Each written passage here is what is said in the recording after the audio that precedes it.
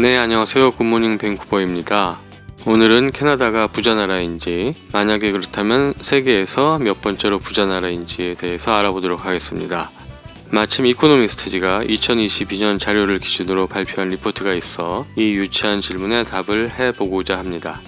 제가 어렸을 적에는 룩셈부르크가 세상에서 가장 부유한 나라라고 배웠는데요.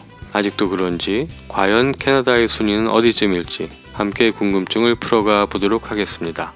먼저 이코노미스트지는 부유한 국가 랭킹을 매기는데 세 가지 지표를 기준으로 삼았습니다. 가장 먼저 1인당 GDP를 기준으로 랭킹을 매겼습니다. 가장 기본적인 평가 척도가 되겠죠. 자, 이게 1인당 GDP 기준 부자 나라 랭킹인데요. 룩셈부르크가 1인당 GDP 무려 12만 6천 불로 여전히 세상에서 가장 부유한 나라의 위치를 차지하고 있습니다.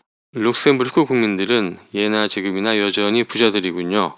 그 뒤로는 버뮤다가 버뮤다 삼각지대처럼 모든 돈을 집어삼키고 있는 듯하고 노르웨이, 스위스 등이 그 뒤를 따르고 있습니다. 미국은 7위, 호주는 10위, 캐나다는 약 5만 5천 불로 13위에 위치하고 있습니다. 13위라면 아직까지는 나쁘지 않군요. 참고로 아시아 탑은 싱가포르이 차지하고 있고 홍콩과 브루나이가 그 뒤를 따르고 있습니다. 모두 도시국가 또는 인구가 몇십만 명에 불과한 미니 국가들이라는 공통점이 있습니다. 인구 1000만 명 이하의 수국들이 상위 10개국 중 무려 8개 국가나 차지하고 있는 것을 볼 수 있습니다.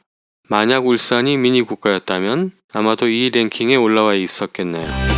자, 그런데 룩셈부르크는 도대체 어떻게 저 많은 돈을 버는 걸까요? 그 이유는 인구가 66만 명에 불과하고 금융부문이 국내 총생산의 25%나 차지하며 세계적인 조세 피난처이기 때문입니다. 세금을 피해 외국인들의 자금이 엄청나게 들어와 있고요. 이로 인해 룩셈부르크 시민들은 교육, 의료, 교통 서비스 등을 모두 무료로 누리고 있다고 합니다. 버뮤다 역시 조세 피난처로 구글을 비롯한 많은 다국적 기업들이 세금을 피해 이 작은 섬에 들어와 있고 싱가포르 역시 금융, 무역의 글로벌 허브로서의 역할을 다하고 있습니다.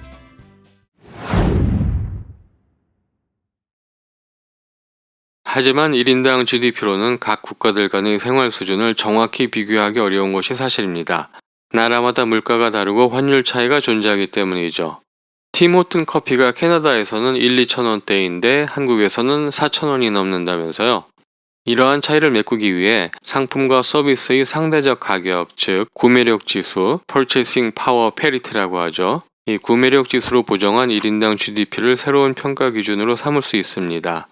그래서 두 번째는 이 구매력 지수로 보정한 1인당 GDP를 기준으로 한 랭킹입니다. 봅시다. 이 새로운 기준으로 해도 룩셈부르크는 여전히 1위를 지키고 있네요.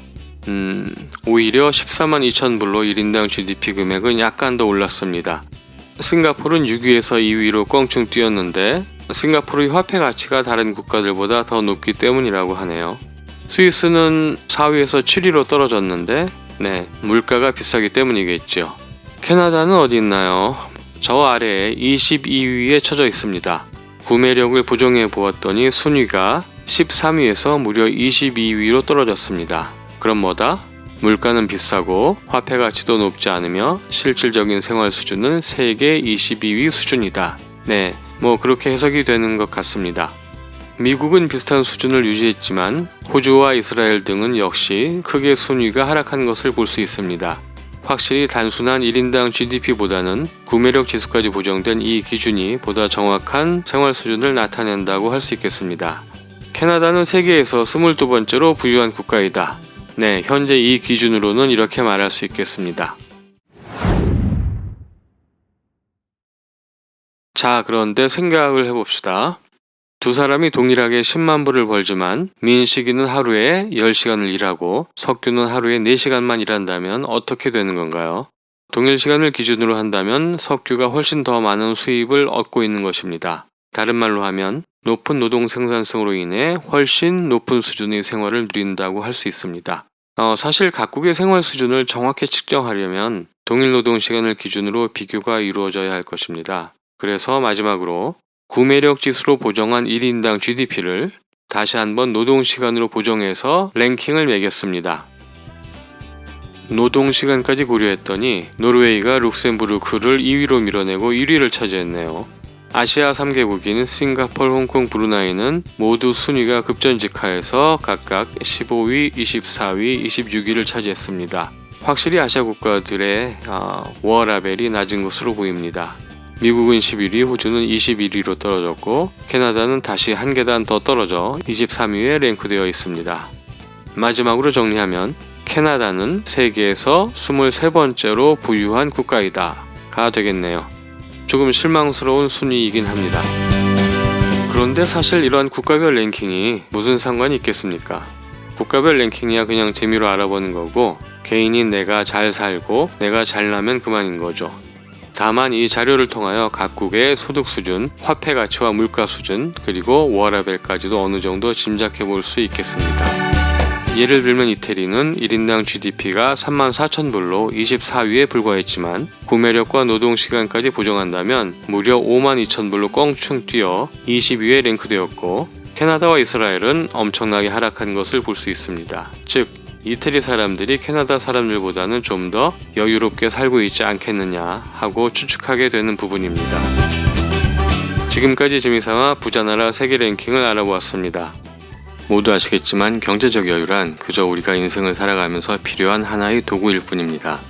물론 부유하다면 행복해질 가능성이 조금 더 높겠지만 꼭 그렇지도 않습니다. 알 수 없죠. 갑자기 로또에 당첨되어 가정이 풍비박산된 이야기는 수도 없이 들었습니다. 로또 당첨자 대부분이 오히려 불행해졌다는 통계 자료를 본 적도 있습니다. 사람이 떡으로만 살 것이 아니라고, 그리고 부자가 천국에 들어가기는 정말 힘들다는 성경 말씀도 있고요. 아무튼 각자 의미 있는 삶을 열심히 재미있게 살아가는 것이 중요하겠습니다. 이상 세계에서 23번째로 부유한 국가 캐나다 밴쿠버에서 굿모닝 밴쿠버였습니다. 시청해주셔서 감사합니다.